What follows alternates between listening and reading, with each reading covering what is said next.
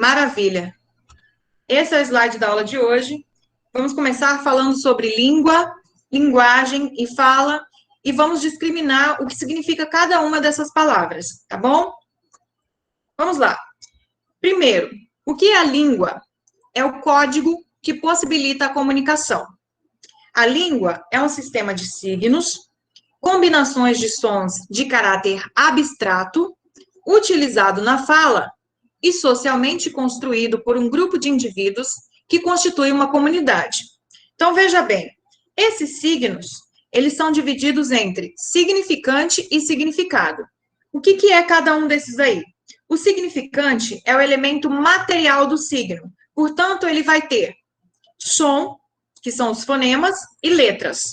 Já o significado é o conceito, é o ente abstrato. Então, quando você pensa numa palavra, por exemplo, árvore, bola, boneca, tudo que eu falei aqui, você imediatamente imaginou. Em menos de um segundo, estava lá no seu cérebro a imagem daquilo que eu falei, tá? E essa imagem, ela é o próprio significado, tá? E quando eu falo, a palavra, o som, o fonema, é o significante, ok? Eu acho muito incrível como Deus criou a nossa mente, né? A capacidade dessa máquina. Tem alguém chegando aqui na aula? Deixa eu aceitar essa pessoa aqui, só um momentinho. Ok, vamos continuar então.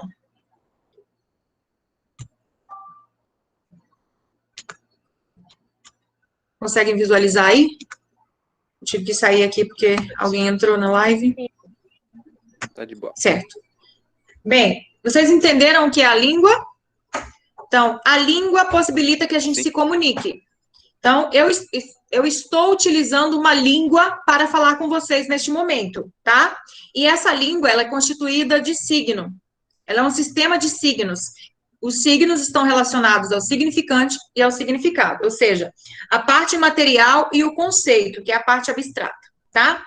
Já a fala é regida pelo uso consensual que os falantes fazem dos elementos do sistema. Então, trata-se de um ato individual, é a realização concreta da língua, tá? Então, nós temos aí a língua e nós falamos essa língua. Então, a língua, ela é concretizada através da fala e também da escrita, ok? Então, o que é linguagem? Linguagem é o meio que nós usamos para exprimir ideias. E qual é esse meio? Esse meio ele está relacionado à comunicação, que se estabelece mediante o uso da linguagem verbal, que é a palavra falada ou escrita, e não verbal, que é constituída por sinais, imagens, expressão corporal, mímica. Portanto, qual é o meio que nós utilizamos para nos comunicarmos? A linguagem verbal e a não verbal. Ela é o meio, ela é a linguagem que nós usamos para nos comunicarmos, ok? E essa linguagem, ela é um código, é um sistema de sinais ou símbolos pré-estabelecidos entre os interlocutores para comunicar suas ideias. Então, qual é o código que eu estou utilizando neste momento para me comunicar com o primeiro ano A e com o primeiro ano B? O código é a própria língua portuguesa, tá? Se eu estivesse num país oriental, eu poderia estar falando, por exemplo, japonês, um exemplo. Se eu estivesse na Alemanha, eu poderia estar falando alemão. Na França, eu poderia estar falando francês. Seria o código, tá? Toda língua é um código. Então, a língua portuguesa, a língua francesa, a língua inglesa é um código. Mas nem todo código é uma língua. Por que nem todo código é uma língua? Por exemplo, aí do lado direito, vocês estão visualizando placas de trânsito.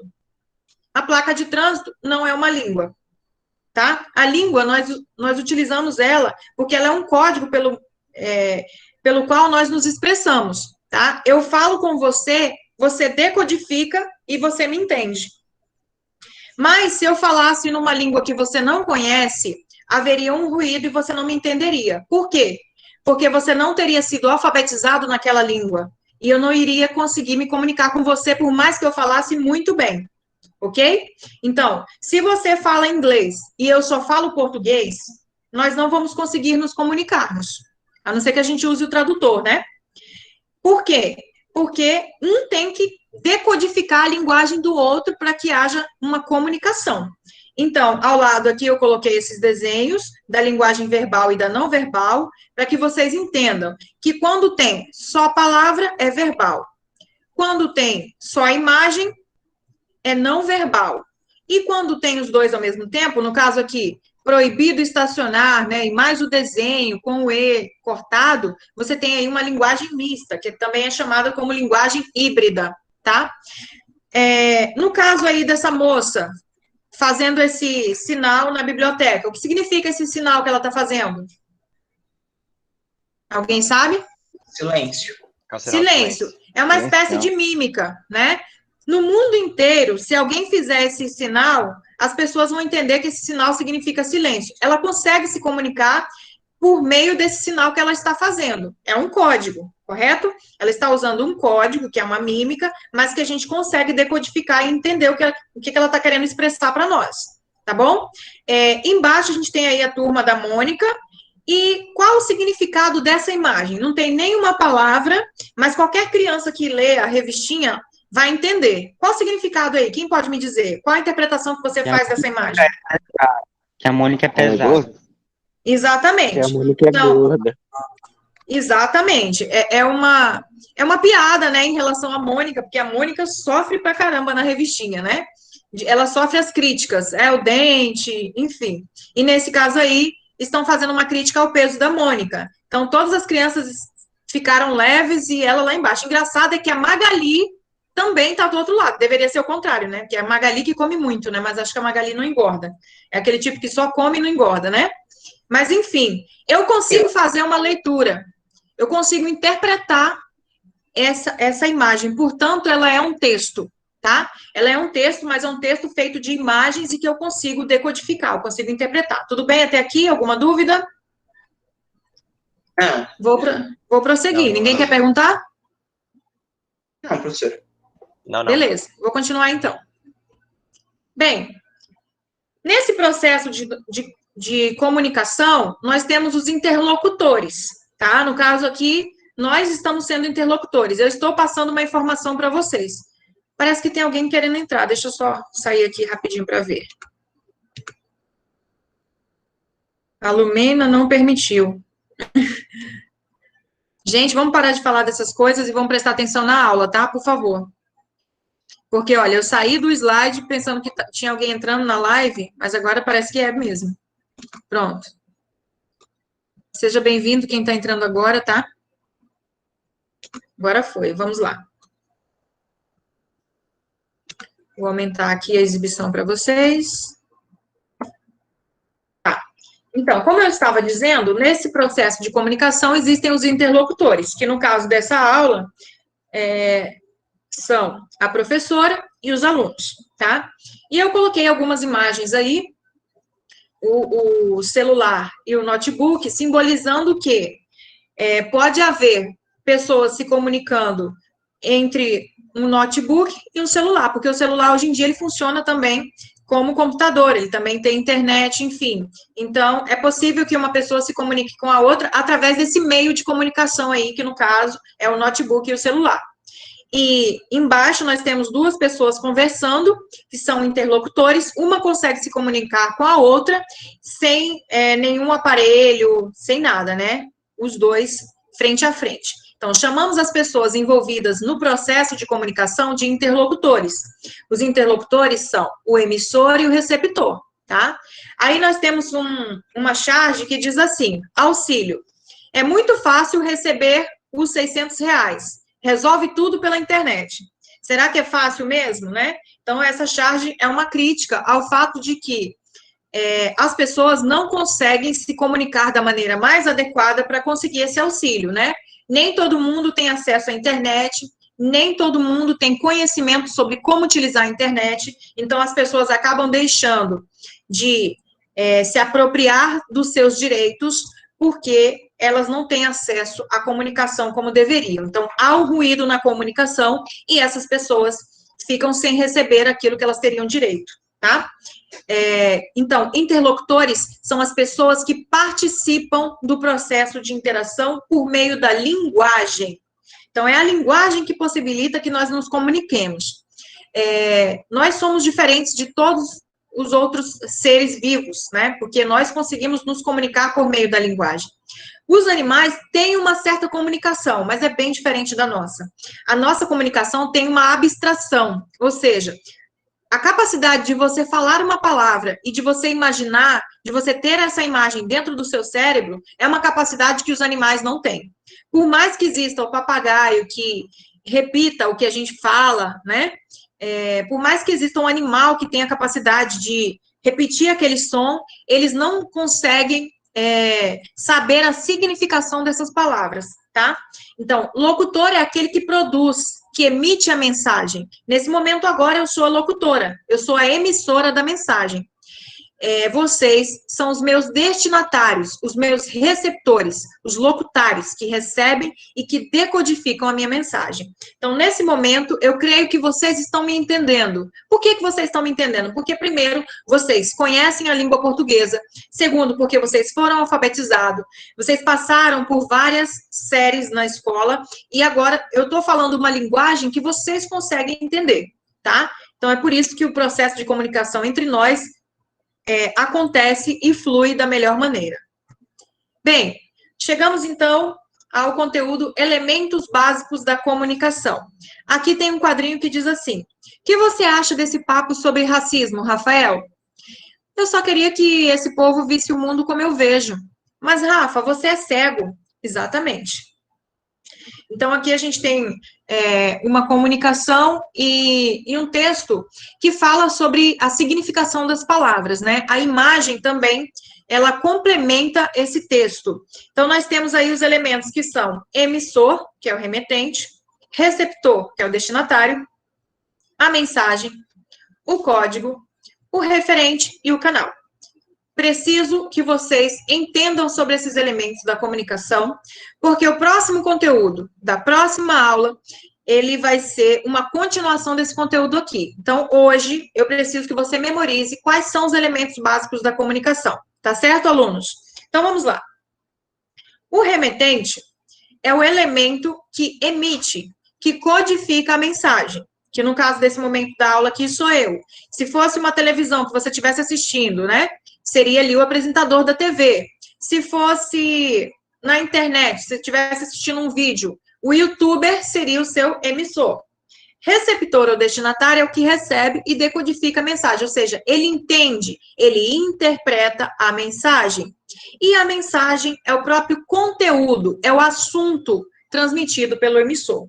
Já o código é o conjunto de signos usado na transmissão e recepção da mensagem. Então, veja bem, qual é o código que eu estou utilizando para me comunicar com vocês, alunos? É a língua portuguesa. Esse é o código que eu estou utilizando. Qual é o referente? Referente é o assunto, a situação que envolve o emissor e o receptor e o contexto linguístico, tá? E o canal é o meio físico pelo qual circula a mensagem e a conexão psicológica. Veja bem, qual é o canal que eu estou usando aqui? Eu estou usando o notebook, né? Eu estou usando a internet. Então, a internet é o canal, a rede mundial de computadores. Então, através do meu notebook, né, vai transmitindo, acho que é via satélite, né, para cada computador, cada um de vocês que está na sua casa está recebendo através desse canal que é a internet. Na televisão, é a mesma coisa. No celular, também, uma pessoa fala com a outra, então o canal é o celular. O telefone, enfim, qualquer meio de comunicação. As atitudes e reações dos comunicantes são também referentes e exercem influência sobre a comunicação. Alguma pergunta, alunos? Vocês me ouvem bem? Não, nenhuma pergunta. Sim. Tudo bem até aqui? Tudo ótimo, professora. Beleza, eu vou Então, só uma continuar pergunta, então. professor. Oi? Como que é o canal, vamos dizer assim, né? Quando uma pessoa tá frente a frente, assim, num diálogo normal, né? Sabe, de pai e filho, irmão, amigo, assim, tipo, frente a frente, assim, uma conversa normal. Olha, qual é o nome desse meio? Nesse caso, não tem um canal específico, né, um meio físico, porque é a própria fala da pessoa sendo transmitida pelo ar, né? Porque quando a gente fala, né, as palavras, elas vão até o canal do ouvido da pessoa, né? Então, não tem um canal especificamente, tá? Ok? Beleza. Obrigado. Continuando, então. A língua é organizadora da identidade dos seus usuários.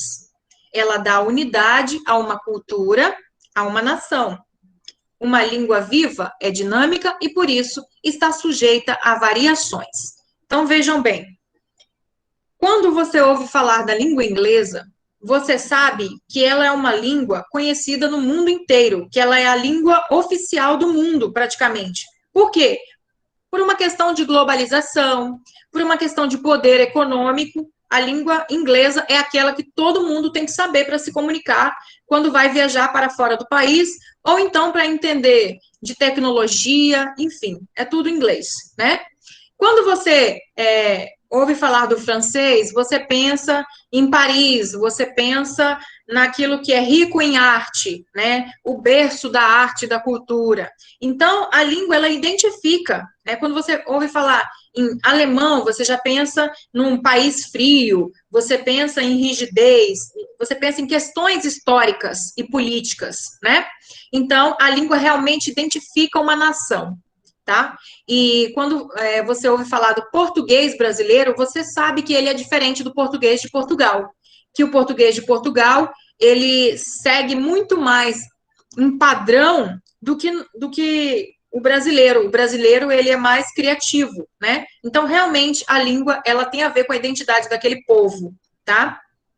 E quando fala que a língua é dinâmica, é porque ela muda com o passar do tempo, né? De acordo com a história, de acordo com o momento. Então, a língua, ela sempre se modifica. É o caso da palavra você. Olha lá. Vossa mercê, vassuncê, vós me cê, vou me cê, sucê, você, ocê, cê, e finalmente, aquela linguagem da internet, do WhatsApp, né? A abreviação só o V e o C. Pronto, diminuiu, que daqui a pouco vai ficar só o V, né?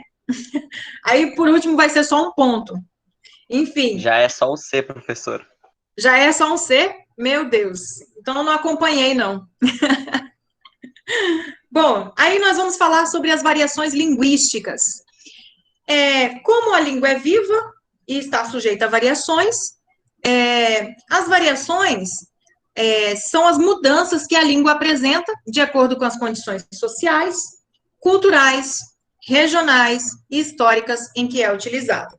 Portanto, nós temos a gíria, que é uma linguagem que identifica um grupo, né, uma tribo, e surge num momento por um determinado motivo, mas logo some, então ela é efêmera, tá? A gíria, ela não dura muito tempo. E é uma questão de criatividade.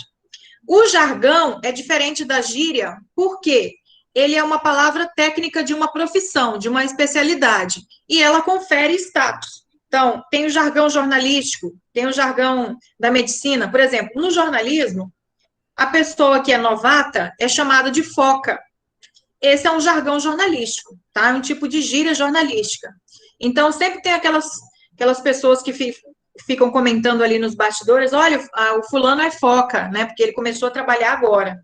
Então, isso é um jargão próprio de uma profissão, tá? Aí nós temos embaixo, e aí, mano, brother, né? Isso é um tipo de gíria também, tá? E aí nós temos algumas expressões aqui que são interjeições. Vixe, falar tchê é bom demais, uai. Então, nós temos aí, num mesmo balão de fala, 3 expressões de regiões diferentes do Brasil, né? Vixe é do Nordeste, tchê é do Sul e uai é do Sudeste, tá? São interjeições, são maneiras de se expressar, tá? Isso nos faz pensar no dialeto e no sotaque. O dialeto é a variedade regional de uma língua, é o modo de falar restrito e próprio de uma comunidade linguística menor, pertencente a outra maior, inserida numa mesma língua. Isso significa que nós temos um dialeto na região norte, temos outro na região sul, temos outro na região Nordeste, em cada lugar tem um dialeto diferente, tá? Já o sotaque não tem a ver com a variedade, mas sim com a pronúncia. Então, a pronúncia própria de cada indivíduo, região ou nação. Por exemplo, sotaque mineiro é um sotaque bem específico, né? É uma pronúncia que alguém tem ao falar outro idioma, caracterizada pela influência de aspectos linguísticos da sua língua materna. Por exemplo, se chega um gringo aqui falando inglês, por mais que ele aprenda a língua portuguesa, ele não perde aquele sotaque. A mesma coisa com o francês, né? Eles não conseguem perder o sotaque, porque aquilo é desde quando ele nasceu. Eu não conheço nenhuma pessoa que sai de um país e vai para o outro e consegue falar sem ter nenhum tipo de sotaque. Eu nunca vi. Já o idioma é a língua própria de um povo. Por exemplo, o idioma português. Tá bom? Até aqui, alguma dúvida? Vocês estão me ouvindo bem? Não, professora. Sabe por que eu pergunto? Sem dúvida, Gente, sem dúvida. sabe por que eu pergunto toda hora? É porque no ano passado acontecia da live cair e eu continuava explicando sozinha aqui. Então imagina que vexame. E ninguém estava me escutando, e eu falando sozinha. Bom, a respeito das variedades linguísticas, temos o famoso preconceito linguístico, que é quando uma pessoa de uma cultura, de uma região, acha que o sotaque dela, que o dialeto dela é melhor do que o da região de outra pessoa, entendeu? Então, ele se julga superior, né? Vocês assistem o Big Brother, né? Sim, Ninguém tem coragem de falar que assiste. Eu não assisto. Assiste ou não assiste? Não, senhor. Assisto, sim. Eu não, Fica de tempo. Olha só. Assisto. Na verdade, essa Inclusive, pergunta fora não tem nada a ver com a aula, tá? Era só para saber se vocês assistiam mesmo. Brincadeira, gente. É porque o Big Brother, ele está sendo exposto no YouTube, né? Então, eu sei que vocês assistem, porque ele é muito divulgado. E aí, tem um momento que uma participante falou assim que ela era de Curitiba, que lá em Curitiba as pessoas são educadas, ou seja, só lá que as pessoas são educadas, né? O resto é tudo, né, uma cultura inferior. Assim ela considerou quando ela disse que ela era de Curitiba. Então, o preconceito linguístico, ele ocorre, e ele tem a ver com com a falta de habilidade em respeitar o próximo, né? Porque, afinal de contas, nós moramos nesse país, só que esse é um país diverso, com várias culturas em uma só, um país muito grande, né? É uma extensão geográfica enorme, né? Então, por isso que muda muito de uma região para outra. Olha só esse moço aí na feira. Olha, tangerina. Aí o outro fala, olha, bergamota. E o outro, olha, mexerica. E todos os três estão se referindo à mesma fruta. Só que as palavras são diferentes. Por quê? Por causa das regiões em que eles moram. Assim como mandioca e macaxeira, né? Por exemplo, onde eu nasci se fala mandioca. Aqui na região norte se fala macaxeira e ainda tem o aipim, né? Só que dizem que aipim tem uma outra característica, não é isso? Aqui ao lado nós estamos vendo um rapaz com uma cara de apaixonado, né? Em que ele diz assim, oi, tem problema de nós bater um papo? Aí a moça foge, né? Por quê? Porque ele usou uma linguagem informal, certo? Então, por uma questão de preconceito, ela não gostou desse rapaz, né? Por que o preconceito? Porque ela deve conhecer a norma padrão, né? E não gostou de ouvir ele falando dessa maneira. Aqui embaixo, no canto esquerdo, nós temos aí uma gíria, quando diz assim, que firmeza significa com certeza ou tudo bem, dependendo do tom que você usa, da pronúncia, né? Se a pessoa chega e fala assim, e aí, firmeza? É um significado, mas se falar de outra maneira, é outro, né? Aqui eu coloquei 2 mapas embaixo. Por que os 2 mapas? Para falar sobre os dialetos do português brasileiro. Então, é um país, como eu acabei de dizer, muito grande, né? Então, a gente tem, lá em cima do mapa, o dialeto nortista, que é onde a gente está. Depois, a gente tem Serra Amazônica, a Costa Norte, o dialeto recifense, nordestino, Você vê que já muda, né? Quem nasce no Recife vai falar de um jeito, quem nasce em Pernambuco vai falar de outro, né? Aliás, Pernambuco não, é a mesma coisa, né? Quem nasce em outro lugar vai falar já de outra maneira. O baiano já fala diferente do recifense, né? O brasiliense não tem tanto sotaque, nem um dialeto muito específico, né? O sertanejo e o mineiro já é um linguajar mais caipira. O paulistano também tem uma parte do paulistano que fala muito voltado para o italiano, porque eles têm muitas pessoas que são da Itália que vão para lá, né? E aí tem o carioca, o florianopolitano, que é lá de Florianópolis, Santa Catarina, né? E os gaúchos, né? Os sulistas com um dialeto totalmente diferente. Tudo isso no mesmo país, né? Como o nosso país é grande e isso mostra como a gente tem que respeitar as pessoas, né? A gente não tem que ter preconceito, que cada um vai falar da sua maneira e esse sotaque e esse dialeto, ele carrega uma cultura, correto? Continuando, então, nós vamos tratar agora sobre a linguagem formal e informal, que faz parte desse conteúdo relacionado às variações linguísticas, tá? Então, aí nós temos os exemplos. A gente está muito cansado. De acordo com a norma padrão, seria nós estamos muito cansados. Por quê? Porque a gente faz parte da linguagem coloquial, não é formal. E tá, o certo seria está. A gente está muito cansado, né? De qualquer maneira, a gente não faz parte da linguagem formal. Caramba! Caramba seria uma interjeição, também pode ser considerado um xingamento, né? Então, tô perdido, certo? Seria estou perdido e não sei chegar no hotel. O no aí também não está de acordo com a norma padrão e o certo seria ao. E aí, como você anda? Né? O certo, de acordo com a norma, não é usar aí, mas sim olá e está, aliás, como você está, ao invés de se anda, né? A linguagem formal, também chamada de culta, está pautada no uso correto das normas gramaticais, bem como na pronúncia das palavras. Eu quero algum aluno que possa continuar a leitura para mim. Quem pode participar? Eu. Pode continuar, por favor? Da linguagem formal? Já a linguagem. A partir daí. Ah, tá. Já a linguagem informal ou coloquial representa a linguagem cotidiana, ou seja, trata-se de uma linguagem espontânea, regionalista e despreocupada com as normas gramaticais. Outra pessoa para continuar o segundo parágrafo. Eu. Vai lá. A linguagem coloquial é a forma de se comunicar em situações que não exigem formalidade, como uma conversa entre amigos. Por isso é também chamada de linguagem popular.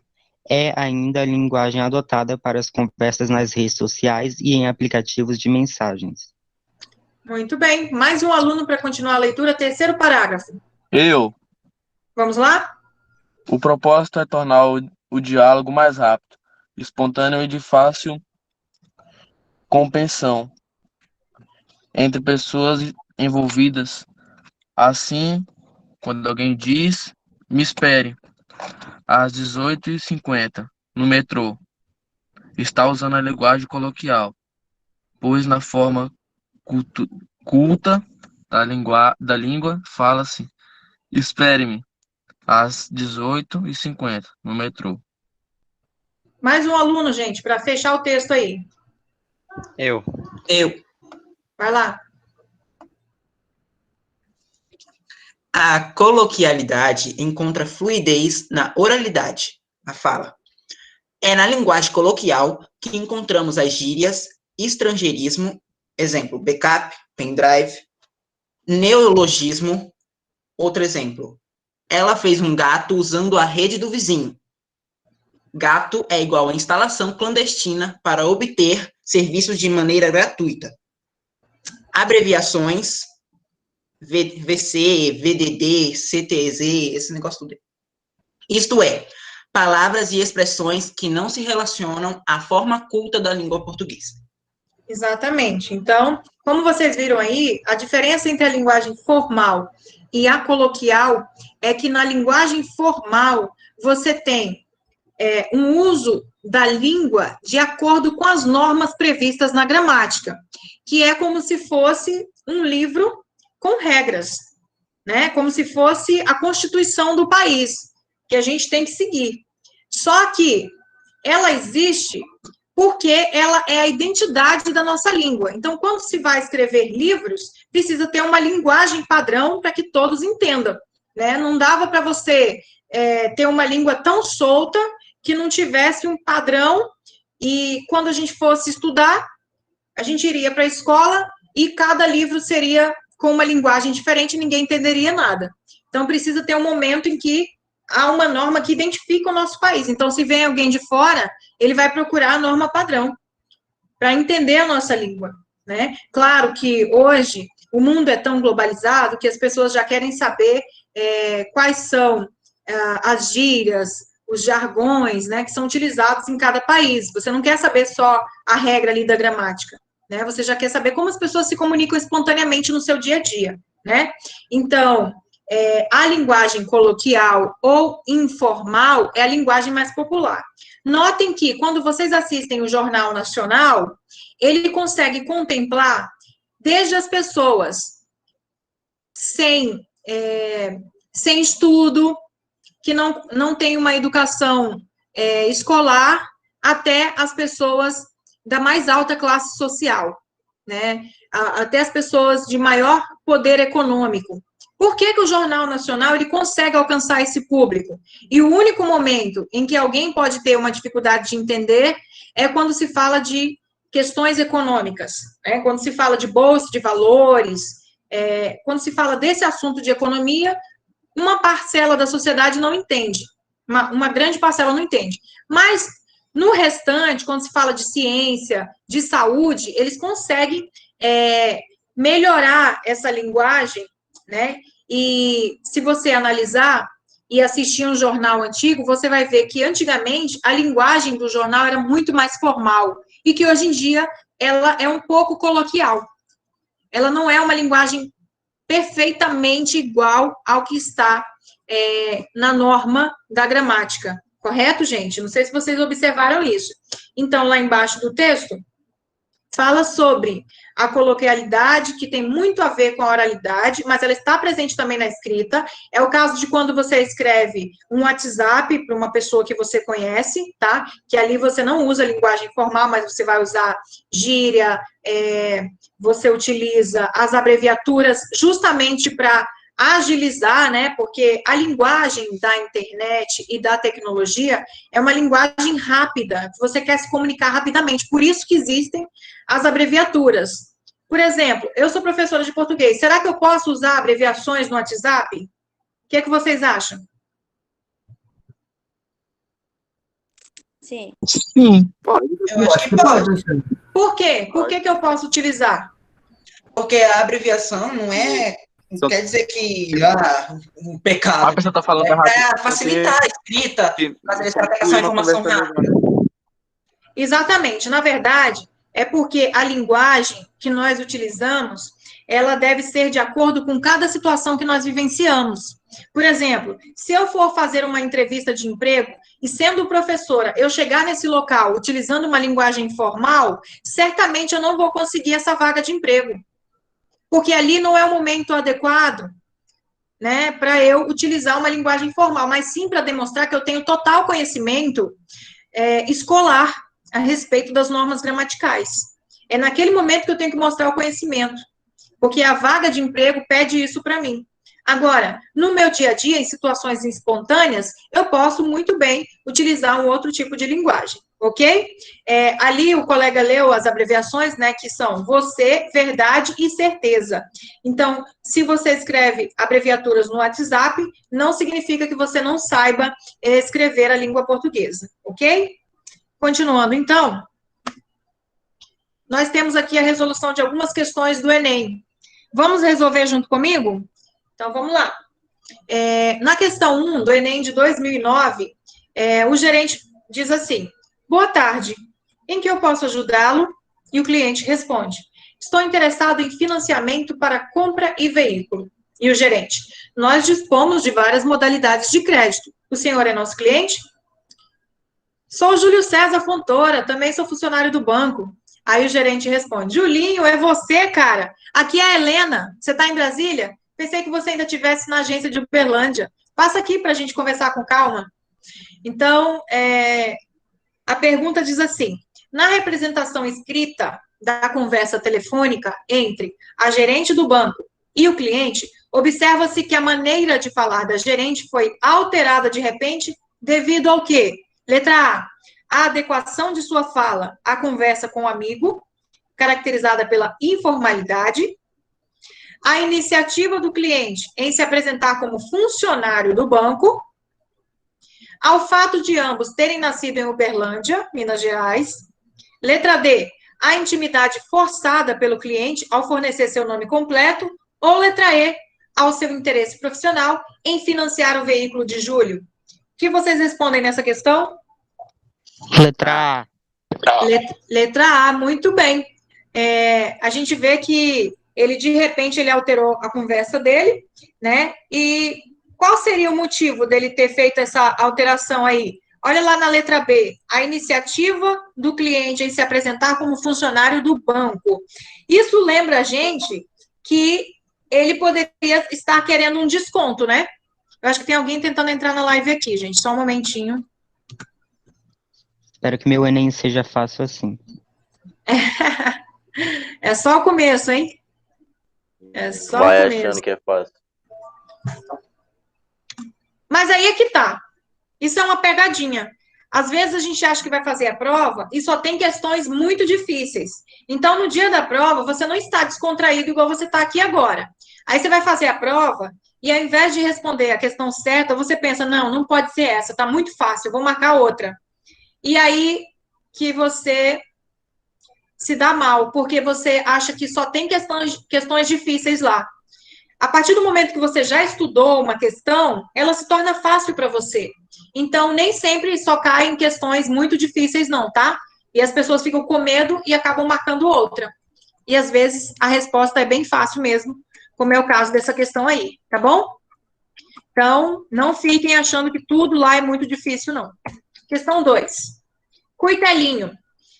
Essa é uma música que diz assim, cheguei na beira do porto, onde as ondas se espalham. As garças dá meia volta, senta na beira da praia. E o cuitelinho não gosta que o botão da rosa caia. Quando eu vim da minha terra, despedida parentaia. Eu entrei em Mato Grosso, dei em terras paraguaia. Lá tinha revolução, enfrentei fortes batalha. A tua saudade corta como aço de navaia. O coração fica aflito, bate uma e outra faia. E os olhos se enchem d'água, que até a vista se atrapalha. Essa é uma música muito bonita, e quando fala cuitelinho, gente, é uma espécie de beija-flor, tá? É um colibri.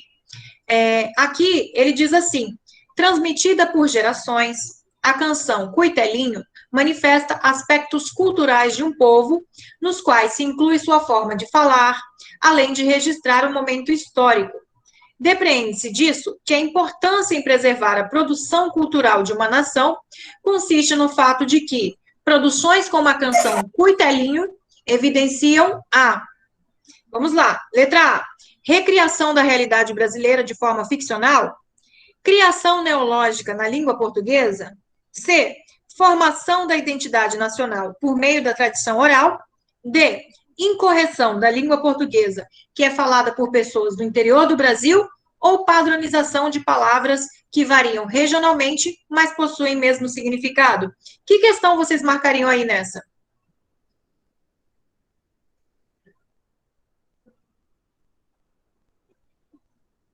Alguém pode me dizer? Vocês estão me ouvindo direitinho? Sim, professor, mas pensando aqui ainda. Podem pensar. Eu só queria saber se vocês estão me ouvindo. Ó, lá na primeira, ele fala da recriação da realidade brasileira de forma ficcional. Tem alguma coisa que é fictício aí no poema? quando ele fala, né, que ele chega lá na beira do porto, né, onde as ondas se espalham, as garças dão meia volta, sentam na beira. Tudo isso que ele fala é muito real, né? Não tem nada de fictício aí, não, né? Na letra B, criação neológica na língua portuguesa. Ele está falando aqui, gente, de neologismo. Quando você pega uma palavra que já existe e atribui um outro significado a ela, que não é o caso aqui também, não, tá? Na letra C, ele fala de formação da identidade nacional por meio da tradição oral. E nós vemos aqui que a língua caipira, né, do sertão brasileiro, está sendo expressa nesse poema, né, uma maneira de expressar a nossa língua, tá? Faz parte, né, da linguagem do sertão, do homem do campo, daquele que nos fornece alimento, né, daquele que realmente faz a nossa sobrevivência. Então, tudo que você se alimenta vem lá do campo. E essa é a linguagem do homem do campo, aquele que propicia que nós estejamos vivos, né, que nós nos alimentemos. Então, essa letra C, ela é adequada para responder a essa pergunta. Tem a ver com a formação da identidade nacional por meio da tradição oral. Na letra D, fala sobre incorreção. Acabamos de falar sobre preconceito linguístico, né? Quando uma pessoa utiliza um linguajar caipira, não significa que ela não saiba se comunicar. Não significa que ela esteja falando errado.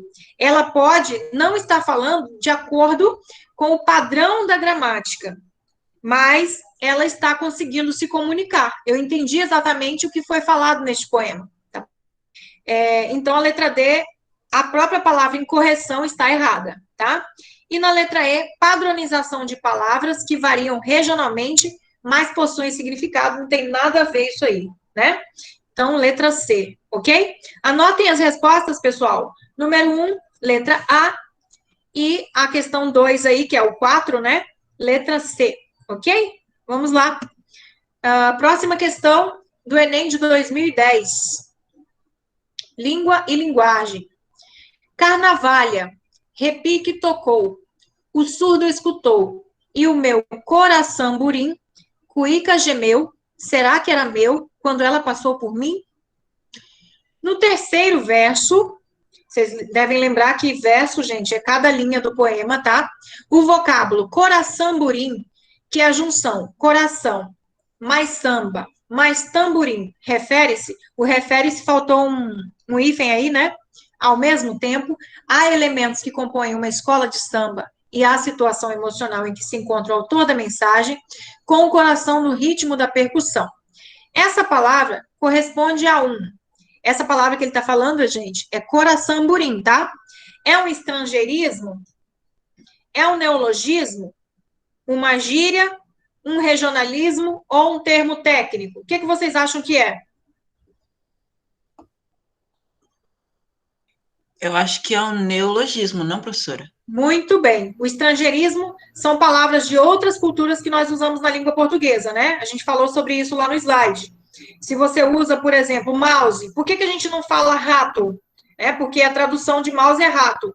Porque na nossa língua seria muito estranho chamar o mouse de rato. Então, essas tecnologias que vêm para o nosso país, muitas delas não têm uma tradução, né? Então, a gente fica mesmo com o estrangeirismo. O neologismo é quando você une palavras e elas adquirem um outro significado, né? A gíria também já expliquei, que é um grupo social, como está escrito aí na questão. Regionalismo, né?